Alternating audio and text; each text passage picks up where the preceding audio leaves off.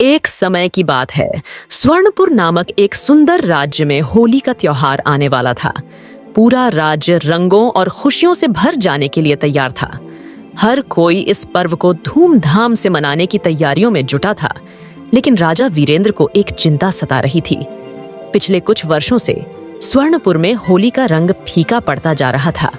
हर साल किसी न किसी वजह से लोग आपसी मनमुटाव के कारण एक दूसरे से कटे कटे रहने लगे थे। कहीं ईर्ष्या, कहीं जलन, तो कहीं द्वेष बढ़ने लगा था। राजा ने कई बार अपने मंत्रियों से इस समस्या का समाधान खोजने के लिए कहा, लेकिन कोई हल नहीं निकला। राजा वीरेंद्र उदास बैठे थे। अचानक महल के आंगन में तेज रोशनी फैली। ये रोशनी इतनी चकाचौंध करने वाली थी कि हर कोई अपनी आंखें बंद करने को मजबूर हो गया। जब रोशनी हल्की हुई तो सामने एक सुंदर परी खड़ी थी। उसकी आंखें मोती जैसी चमकदार थीं और उसके पंख इंद्रधनुषी रंगों से सजे थे। राजा ने आश्चर्य से पूछा, आप कौन हैं देवी, और यहाँ कैसे आईं? परी ने मुस्कुराते हुए कहा, मेरा नाम रंग परी है। मैं परी लोक से आई हूँ। मैंने सुना है कि आपके राज्य की होली अब पहले जैसी नहीं रही। लोग रंगों से दूर हो गए हैं। मैं इसे वापस उसी रंग और उमंग में बदलने आई हूँ। राजा और उनके दरबारी चकित रह गए। राजा ने हाथ जोड़कर कहा, हे देवी, यदि आप इस समस्या का समाधान कर सकती हैं तो कृपया हमारी सहायता करें। जादुई रंगों का रहस्य। रंगपरी ने अपनी छड़ी घुमाई और हवा में 7 रंगों की चमक उठी। फिर उसने राजा से कहा, इन रंगों को राज्य के अलग अलग स्थानों पर बिखेर दो, लेकिन याद रखना, यह सिर्फ उन्हीं के ऊपर गिरेगा जो सच्चे मन से क्षमा, प्रेम और भाईचारे को अपनाएंगे। जो द्वेष, जलन और क्रोध से भरे हैं, उनके लिए यह रंग फीका रहेगा।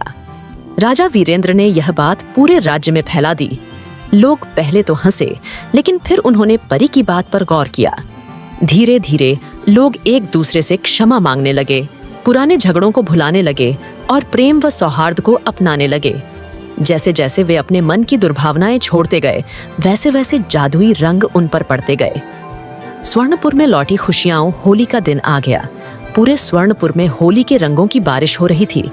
लोग गले मिलकर रंग खेल रहे थे। जिन्होंने सच्चे मन से अपनी गलतियों को स्वीकार किया, उनके चेहरे पर रंग चमकते रहे। लेकिन जो अब भी अपने अहंकार और नफरत में डूबे थे, वे रंगों से वंचित रह गए। इस चमत्कार ने सबको सोचने पर मजबूर कर दिया।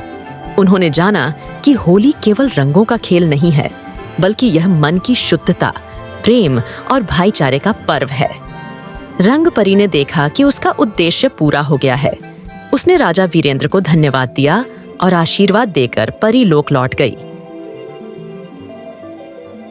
बाहर से रंगने का त्योहार नहीं है, बल्कि मन के भीतर बसी नकारात्मकता को दूर करने और सच्चे प्रेम को अपनाने का अवसर भी है। यदि हम अपने मन को बुराई से मुक्त करें, तो जीवन में असली रंग भर सकते हैं।